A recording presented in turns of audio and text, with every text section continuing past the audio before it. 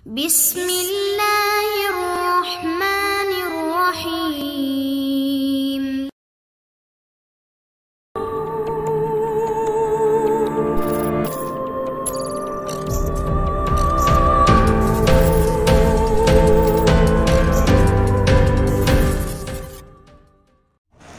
अस्सलाम वालेकुम दोस्तों, आसेबी घर हॉरर स्टोरी बाय इकरा कुरैशी। अगर आपने अभी तक हमारे चैनल जासूसी दुनिया को सब्सक्राइब नहीं किया तो सब्सक्राइब करें और बेल आइकन पर क्लिक कीजिए। आगाज़।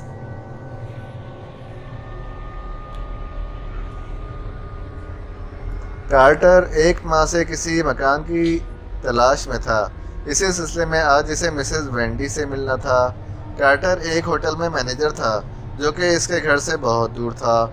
होटल बंद होने की वजह से इसे अक्सर परेशानी उठाना पड़ती थी। इसी वजह से आज वो घर देखने सुबह अपनी कार में मॉरिस टाउन जा रहा था। कार में इसके साथ सीट पर इसकी खूबसूरत बीवी एंजेलिना बरजमान थी और कार की पिछली नशिस्त पर इसकी गुड़िया सी बेटी विल्मा बैठी अपने खिलौनों से खेल में मसरूफ़ थी। विल्मा के हाथ में एक गुड़िया भी थी जो कि इसे बहुत पसंद थी। विल्मा हर वक्त गुड़िया को अपने साथ चिपकाए रखती थी। गाड़ी अपनी मखसूस रफ्तार के साथ मंजिल की जानिब रवा दवा थी कि एंजेलिना कार्टर की जानिब देखते हुए कहने लगी, हमें घर मिल तो जाएगा ना कार्टर? हाँ ज़रूर मिल जाएगा एंजली, तुम क्यों फिक्र कर रही हो? कार्टर ने प्यार भरे लहजे में जवाब दिया। अंजलि भी कार्टर के जवाब से मुतमईन सी नजर आने लगी। इतने में पिछली सीट पर बैठी विल्मा कहने लगी, पापा नए घर में मेरी गुड़िया के लिए भी रूम होगा ना? कार्टर ने पीछे देखे बगैर प्यार से विल्मा को कहा, हाँ आप और आपकी गुड़िया दोनों के लिए एक रूम होगा जिसे हम मिलकर सजाएंगे। विल्मा खुश हो गई। थोड़ी देर बाद ही वो मॉरिस टाउन पहुँच चुके थे। कार्टर ने घर के नज़दीक पहुँचकर गाड़ी रोकी और फिर अंजलि गाड़ी से बाहर निकल आई और विल्मा को भी गाड़ी से उतारा। गाड़ी अब भी विल्मा के हाथ में ही थी। कार्टर ने अंजलि को आगे चलने का इशारा किया और ख़ुद कार लॉक करके घर की जानिब चल पड़ा। अंजलि इधर उधर देख रही थी। अंजलि ने एक बात नोट की कि इस घर के करीब कोई भी घर नहीं था। कार्टर भी अंजलि के नज़दीक आ गया और विल्मा को गोद में उठा लिया जो कि अंजलि की उंगली पकड़कर गौर से सारी चीज़ें देख रही थी। घर के बाहर मिसेस वेंडी खड़ी थी और इनके आने का इंतज़ार कर रही थी। कार्टर ने मिसेस वेंडी को हाय कहा जबकि अंजलि ने मिसेस वेंडी से हाथ मिलाया। मिसेस वेंडी ने विल्मा को देखकर कहा, आपकी बेटी बहुत प्यारी है। तो अंजलि ने मुस्कुराकर शुक्रिया कहा। घर बाहर से बहुत ही खूबसूरत दिखाई दे रहा था। वो सब बाहर का दरवाज़ा खोलकर अंदर दाखिल हुए।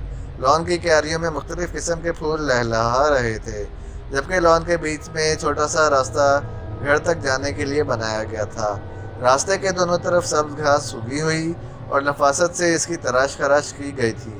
दरवाजे के करीब पहुंचकर मिसेस वेंडी ने हाथ में पकड़ी चाबी से दरवाज़ा खोला और दरवाजे के एक जानिब खड़ी होकर अंजलि और कार्टर को अंदर जाने का इशारा कर दिया। विल्मा भी अब कार्टर की गोद से नीचे उतर चुकी थी और घर में दाखिल हो गई थी। घर के अंदर दाएं जानिब 2 बेडरूम्स थे और साथ ही अटैच्ड बाथरूम थे। दरमियान में टीवी लाउंज था जो कि बहुत बड़ा था। दाएं जानिब भी एक बेडरूम था। तमाम कमरे कुशादा थे।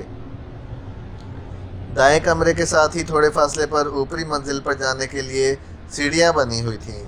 मिसेस वेंडी इन्हें घर दिखाने के साथ साथ बता रही थी कि इस घर के मालिक यहाँ नहीं रहते बल्कि वो चेरी हिल्स में रहते हैं। कई अरसा से ये घर खाली पड़ा है जबकि इससे पहले बहुत सी फैमिलीज आईं और थोड़े अरसे बाद ही वो ये घर छोड़कर चले गए। अंजलि विल्मा के साथ लाउंज के साथ बने किचन को देख रही थी, इसीलिए मिसेस वेंडी की बातें ना सुन सकी। जबकि कार्टर मिसेस वेंडी की बात सुनकर चौंक गया और पूछने लगा, लोग ये घर छोड़कर क्यों चले गए? मिसेस वेंडी कार्टर को बताने लगी, यहाँ पर बहुत सालों पहले एक फैमिली पुरस्कार तौर पर मर गई थी। इनके मरने की वजह कभी भी सामने नहीं आई। बस इसके बाद जो भी आया कुछ अरसा गुजारने के बाद पीछे मुड़कर नहीं देखा। कार्टर मिसेस वेंडी की बातें गौर से सुन रहा था कि इसने देखा कि अंजलि विल्मा को इसीलिए इसी जानिब ला रही है, तो वो मिसेस वेंडी से कहने लगा, प्लीज़ आप इस बात का जिक्र अंजलि से मत कीजिएगा। मिसेस वेंडी ने इस बात में सर हिलाया। इतने में अंजलि विल्मा समेत दाएं जानिब बने कमरे में पहुंच चुकी थी। अंजलि कार्टर को मुखातिब करके बोली, क्यों ना हम अब ऊपर की मंजिल देखें। कार्टर अंजलि की बात सुनकर मिसेस वेंडी से कहने लगा, आए हम ऊपर की मंजिल देख कर आते हैं। फिर वो तीनों सीढ़ियों की जानिब बढ़ गए, जबकि विल्मा वहीं कमरे में गुड़िया के साथ खेलने लगी। ऊपरी मंजिल पर भी 3 कमरे दाएं जानिब थे, जबकि बाएं जानिब एक कमरा था और साथ ही एक स्टोर रूम था जिसमें सामान रखा था। मिसेस वेंडी कहने लगी, ये सब सामान बिल्कुल सही है, आप इसे इस्तेमाल कर सकते हैं। फिर वो सब नीचे आ गए, जहाँ सीढ़ियों के पास ही विल्मा खड़ी थी। कार्टर ने अंजलि से पूछा, कैसा लगा घर? अंजलि ने खुश होकर कहा, बहुत अच्छा। फिर अंजलि विल्मा को लिए लॉन में आ गई, जबकि कार्टर मिसेस वेंडी से घर के मामला तय करने लगा। कुछ देर बाद ही कार्टर और मिसेस वेंडी घर से निकल आए और घर को मिसेस वेंडी ने लॉक कर दिया और चाबी कार्टर के हवाले कर दी।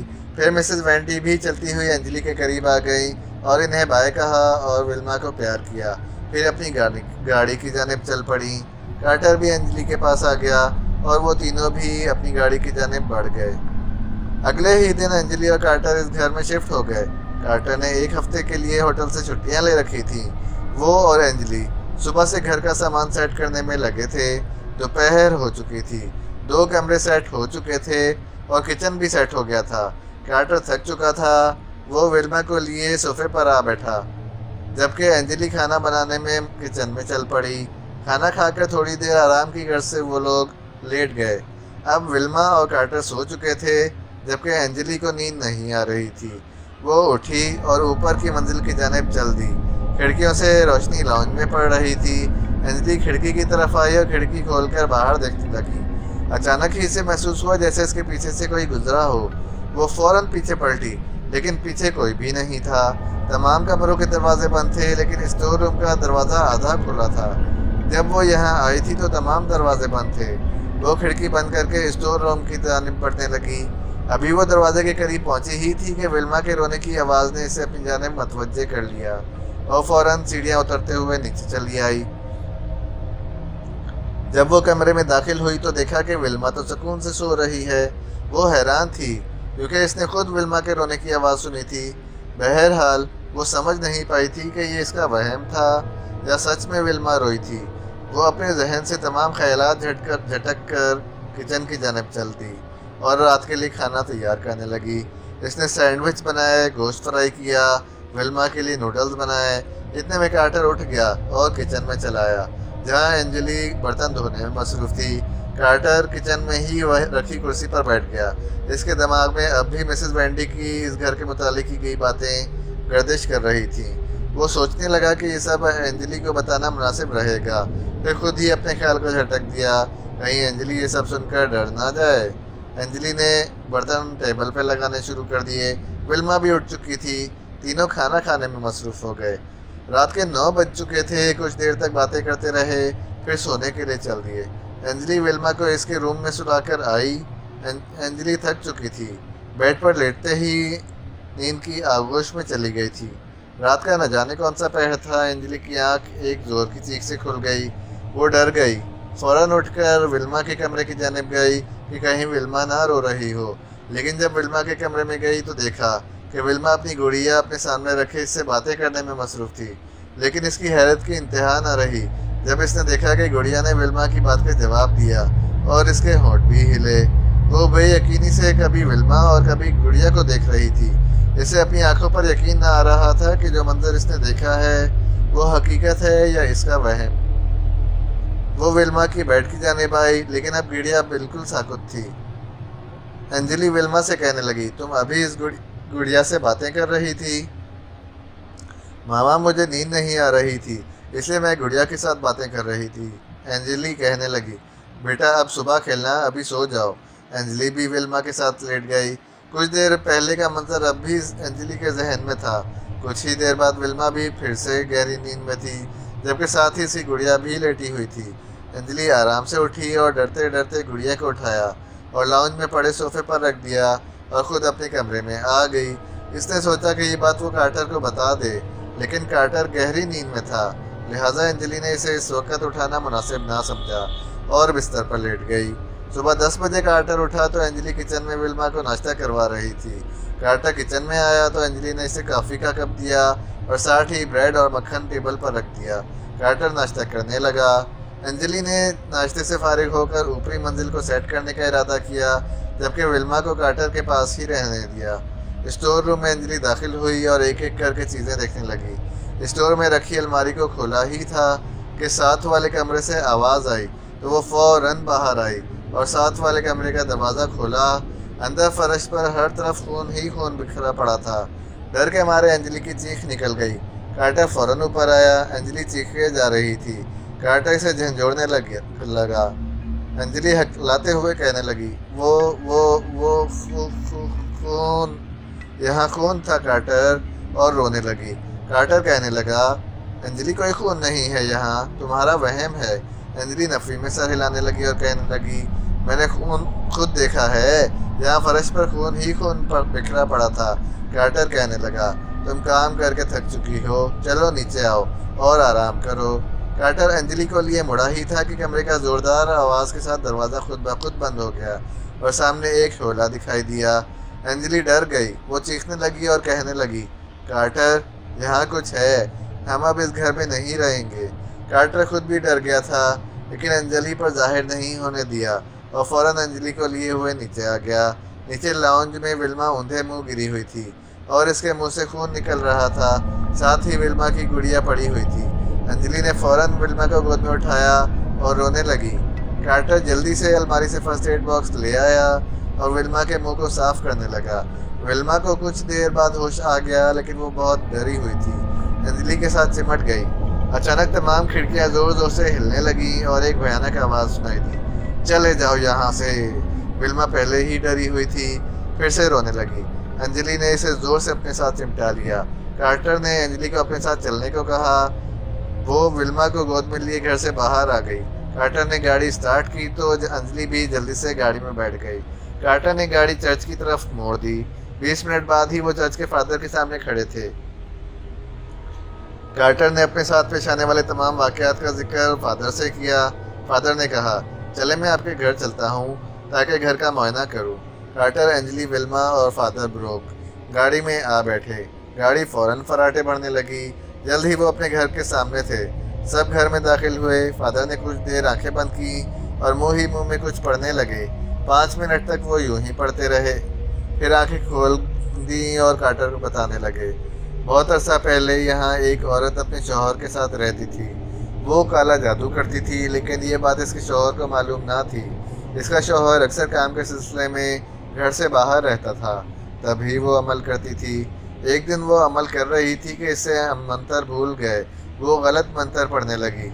इस वजह से अमल उल्टा हो गया और शैतानी कुव्वतों ने इसे मार दिया और घर पर काबिज हो गई। जब इसका शौहर घर वापस लौटा तो इसे भी शैतानी कुव्वतों ने मार दिया। इसकी वजह से कोई इस घर में ज़्यादा अरसा नहीं रहता। वो इंसान को इतना डराती हैं कि कोई यहाँ रह नहीं पाता। तुम लोग भी ये घर जल्द से जल्द छोड़ दो, क्योंकि ये शैतानी कुव्वतें बहुत ताकतवर हैं। फादर ने इन्हें बाइबल दी और रोज़ इसे पढ़ने का कहा, ताकि जब तक इन्हें कोई मकान मिल ना जाए वो शैतानी कुव्वतों से बचते रहें। फिर फादर चले गए। अगले ही दिन कार्टर ने अपने एक दोस्त से रब्ता किया और इसे अपनी परेशानी के बारे में बताया, तो इसके दोस्त जॉर्ज ने इसे बताया कि चंद दिन पहले मेरे घर से 2 गली छोड़कर एक घर खाली हुआ है। कार्टर इसी दिन जॉर्ज के साथ इस घर के मालिक से मिला और तमाम मामला तय करके वो घर खरीद लिया। शाम तक इन्होंने मॉरिस टाउन वाला घर छोड़ दिया और यहाँ खुश हो गए, वहाँ शिफ्ट हो गए। अब अंजलि, कार्टर और विल्मा इस घर में बहुत खुश हैं। पुराने घर को फादर के कहने पर इस घर के मालिक ने बंद कर दिया, जबकि फादर ने इस घर के गिर्द एक मजबूत हिसार बांध दिया है ताकि वो आसेबी कुव्वतें किसी को नुकसान ना पहुँचाएँ। लेकिन अब भी इस घर से रात के वक्त डरावनी आवाज़ें आती हैं और कोई इसके करीब भी नहीं जाता। लेकिन अब भी जब अंजलि इस घर के मुतालिक सोचती है तो इसके पूरे जिस्म में खौफ की सर्द लहर दौड़ जाती है। ख़त्म शुद्ध।